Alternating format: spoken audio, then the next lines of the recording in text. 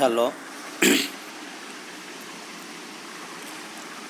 dear students. How are you? I hope you are well. I am also well.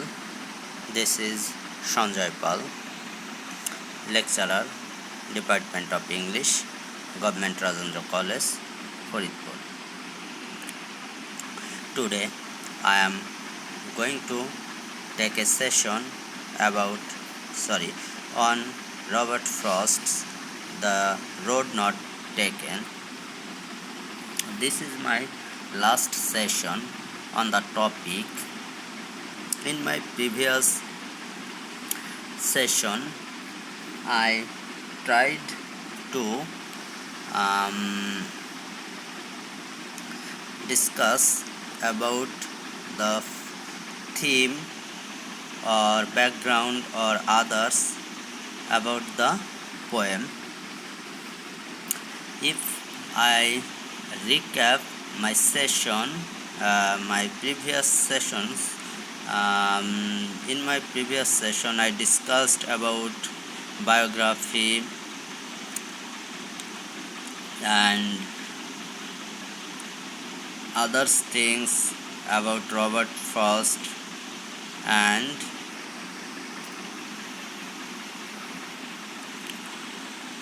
um,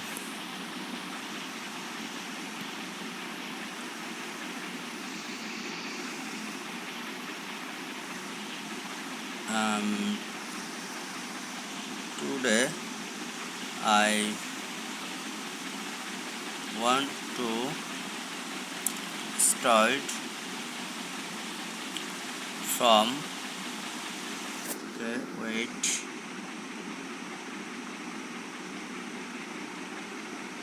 those are the previous sessions slide. Okay, in my last session I discussed this slide. Now today I am going to start from this slide. Okay, dear student, I hope you join the session and try to realize this session. Welcome to my last session on the topic. Okay, dear student, then to the other as just as far. In this line, the author says that after he has looked down the road for a long time, the speaker chooses to take the other path. The speaker describes this road to be as just as far. He means the road is just as nice as the other one. His choosing between two roads can be compared to choosing the path to our future. For example, what career choice to make between two or more possible choices. Each is different but potentially equal good. So, in this line, the author says that there are more options in our life. All options are good or bad, but you have no right to choose more option in a time. You choose only one option in a time. So here he means the road is just as nice as the others one. His choosing between two roads can be compared to choosing, and this is also important, each is different but potentially equally good. Okay, the students, and having perhaps the better claim because it was grassy and wanted wire. So soon enough, the speaker seems unsure about his as he now says that the path he gave up was probably better as he is not sure. He feels it is only perhaps better. Then the speaker tells us why he thinks that the path is better. Why he thinks the path is better. It seems as if it hasn't been worked upon much, was gushy and did not look or wanted. Here means lacked. Okay. Though as for that the passing there had on them really about the same. The speaker really seems to be unable to make up his mind. He now changes his mind and admits that maybe they were equal after all. They are equal after all. As for that refers to the other part. The passing there refers to the people passing along the road. Probably one foot just look just like our speaker. The speaker says that the people passing on the other path may have all it down just as much as the path he had taken. Okay.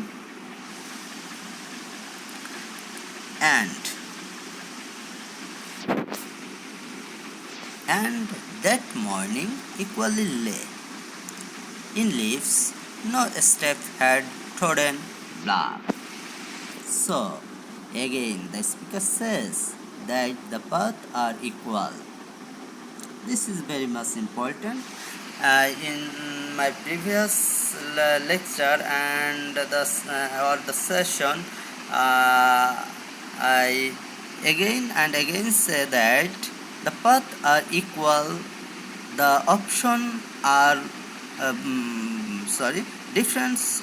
There are different options. All options are good, but you have no right to choose more option in a time. So here also the speaker says that the paths are equal, but we find out something more about the setting. It is morning time, hence the speaker is the probably among the first to travel on this path on that day. On that day, the paths are covered with leaves which have not been turned black by steps crushing them.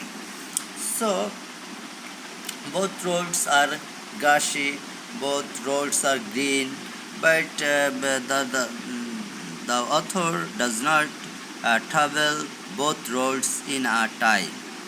In these two lines, the author tries to describe the road, the two roads condition. Okay. Oh, I kept the first for another day.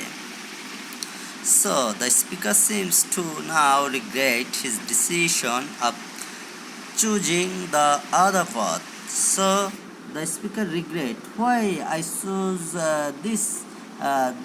why I choose this path or this road. Why he does not choose the other road. Is he now justifying his choice of path by saying he will come back to the one he missed later? He will come back to one he missed later.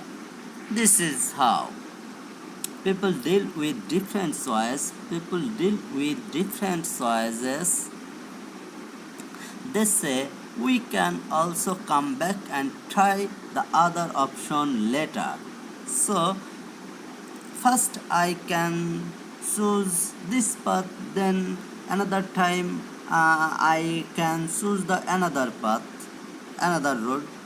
The who at the beginning, in the beginning of this line, the author uses who. That means at the beginning, the exclamation mark at the end, and the poem, we see that here is exclamation and here is who, that the speaker feels strongly about his choices. So this two word means the author is strongly satisfied to choose his option. Okay. Yet knowing how OA leads onto OA, I doubted if I should ever come back. The speaker agrees that his hopes to come back and try the other path may not really be practical. He says how, while it's one to OA, how one road can lead to another, and then another, then one ends up very far from where you started. That is why he does not think he will ever be able to come back and take that the other path. In any life decision, we do justify our decision by thinking we can always come back, try a different option later, but sometimes our decision take us to other decision.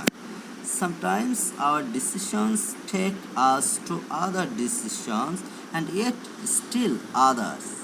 And it is impossible for us to retrace our step and arrive back at the original decision. So you can take any decision, and it is also said that one decision is one decision influence another decision, or one decision is dependent on another decision. So it is also important to realize the poem. Okay.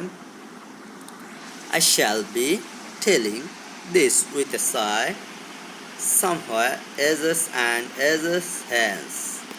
So, these two lines, now we jump forward in time.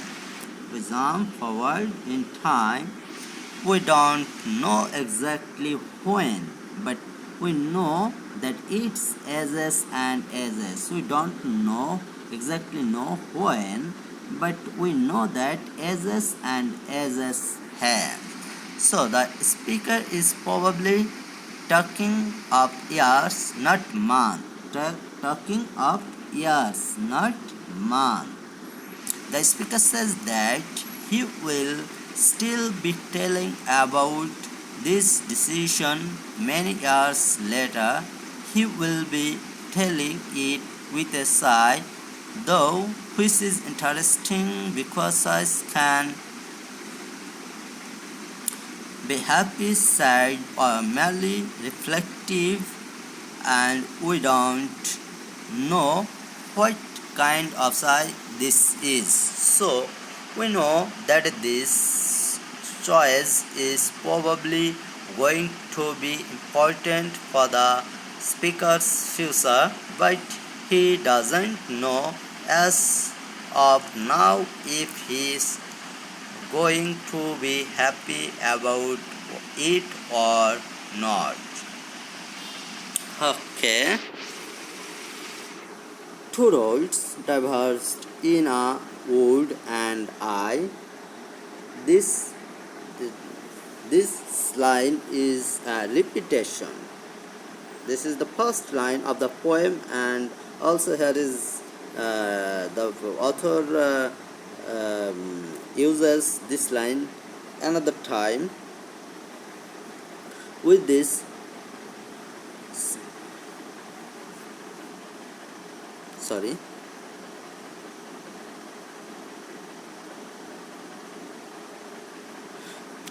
This line is a repetition of the first line of the poem with this subtraction of the word YOLO, and the addition of the words and I. Okay, this repetition helps to bring the poem to a conclusion. It reminds us what's important in the poem, the concept of choosing between two different paths, the concept of choosing between the different paths, the hesitation and I, and the dash makes the end interesting.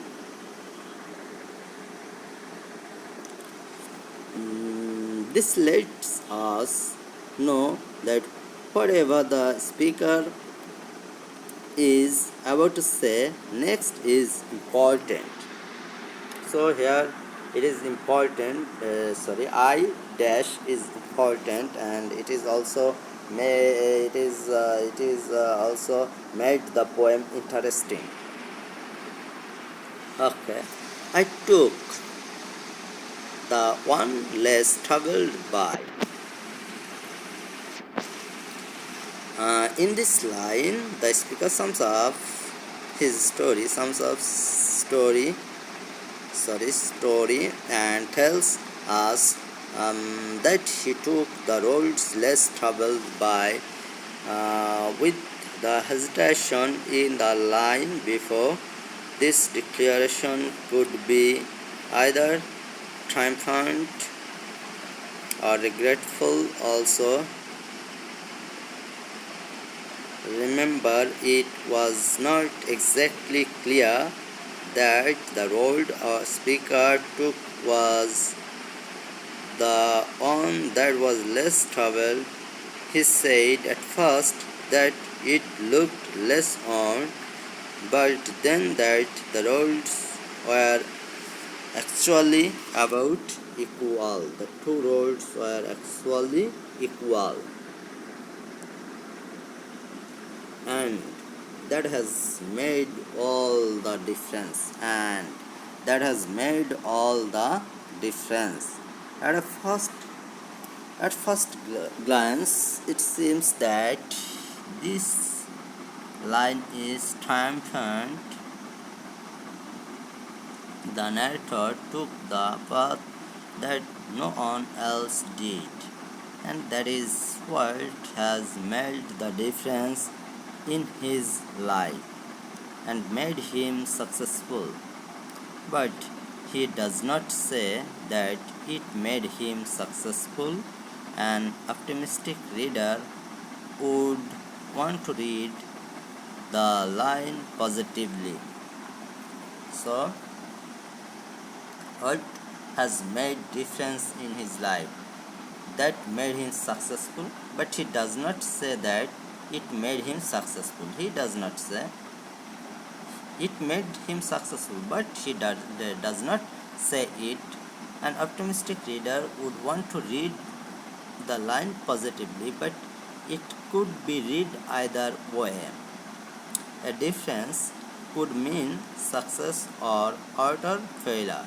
Remember, the speaker is telling us about what he is going to say in the future from where he is now, just looking down the path as far as he can see. He cannot tell the future. he cannot say if it leads him to good or bad. He just knows that his choice is important, that it will make all the difference in his life. So now uh, the summary of the poem.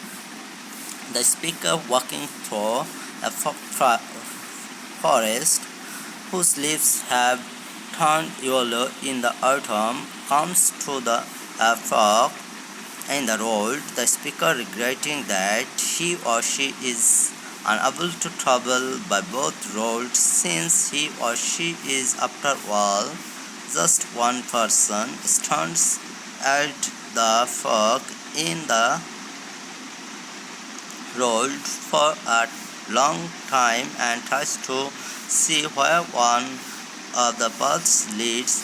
However, the speaker cannot see very far because the forest is dense and the road is not straight. The speaker takes the other path, judging it to be just as good a choice as the first, and supposing that it may even be the better option to the of the two, since it is grassy and looks less on than the other path, though now that the speaker has actually walked on the second road, he or she thinks that in reality the two roads must have been more or less equal on in. Reinforcing this statement, the speaker recalls that both roads were covered in leaves, which had not yet been turned black by foot traffic. The speaker exclaims that he or she is in fact just saving the roads, the first road, and will travel it at a later date, but then immediately contradicts him or herself with the acknowledgement that in life one road tends to lead one world to another, so it's therefore unlikely that he or she will ever actually get a chance to return to that first road. The speaker imagines him or herself in the distant future, distant future, recounting with a sigh the story of making the choice of which road to take, speaking as though looking back on his or her life from the future. The speaker states that he or she was faced with a choice between two roads and chose to take the road that was less travel, and consequence of the decision have made all the difference in his or her life. So dear student, thank you to attend the class. Okay, try to realize this session, and I hope you read the poem. You try to read the poem and try to realize the poem. So today I am going to stop here. Thank you.